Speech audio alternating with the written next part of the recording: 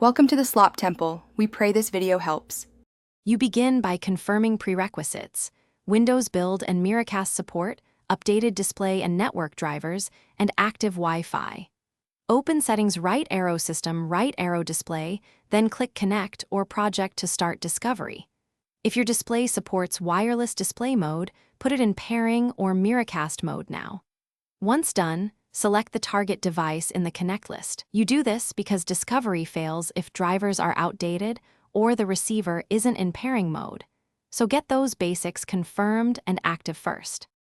Once the initial connection fails, run the built-in network and hardware troubleshooters to gather error clues.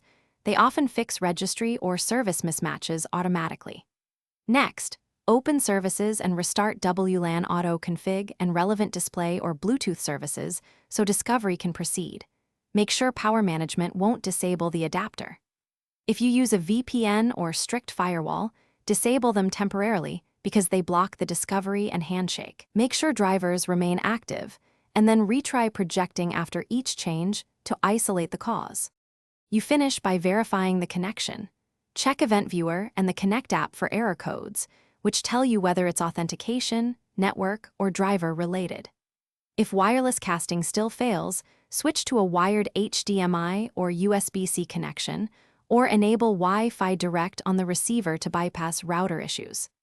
As a final step, reboot the receiver to factory settings or clean reinstall the graphics driver. This often resolves persistent handshake or driver corruption problems.